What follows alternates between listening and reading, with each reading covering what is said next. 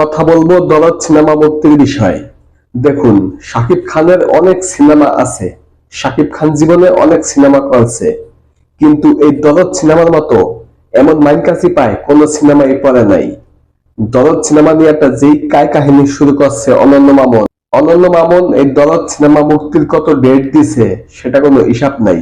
এই পর্যন্ত অনেক ডেট দিছে। প্রথম বলছিল 2024 সালের 2 ফেব্রুয়ারি, সেটা তো গেছে আরো 7-8 মাস আগে। তারপরে আরো বিভিন্ন সময় বিভিন্ন ডেট দিছে, কোন ডেটেই সিনেমা মুক্তি পায় নাই। এখন আবার নতুন ডেট সেপ্টেম্বরের প্রথম সপ্তাহে। আমার মনে হয় না যে দরদ সিনেমাটা ঈদের আগে আসবে। ঈদের আগে আসার কোনো সুযোগ নাই, কারণ বর্তমানে দেশে যে পরিস্থিতি, মানুষের সিনেমা দেখার মন মানসিকতা এখনো হয় নাই। কিছুদিন আগে বিশাল আন্দোলন গেল, দেশে অনেক কিছু হয়ে গেছে, অনেক কিছু চেঞ্জ হয়ে গেছে। এখন পর্যন্ত মানুষ যে সিনেমা হলে গিয়ে সিনেমা দেখবে, এই মন মানসিকতা মানুষের মধ্যে এখনো তৈরি হয় নাই।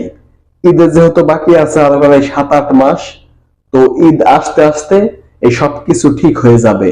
তখন যদি সিনেমাটা আসে তাহলে ভালো চলবো, কিন্তু এই সময়ে, বিশেষ করে এই মাসে বা সামনের মাসে সেপ্টেম্বর মাসে যে কোনো সময় যদি দরদ সিনেমাটাকে মুক্তি দিয়ে দেয় অনন্য মামুন বা শাকিব খান, মুক্তি দিবে না মনে হয় 90% শিওর যে মুক্তি পাইব না ঈদের আগে। তারপরে যদি মুক্তি দিয়ে দেয় তাহলে আমি গ্যারান্টি সহকারে বলতে পারি এই সিনেমা 100% ফলপ হবে। এই সিনেমাটা কঠিন মাইনকাসি পায় পড়ছে, এমন মাইনকাসি পায় পড়ছে, এটা সেখান থেকে বের হতে পারছে না।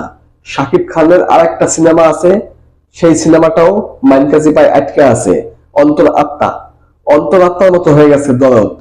কবে মুক্তি পাইবো সেটার কোনো হিসাব নাই, সেটার কোনো ডেট নাই। একের পর এক ডেট দেয়, একের পর এক ডেট পিছনে নেয়। অনন্য মামুনের কপালটাই খারাপ।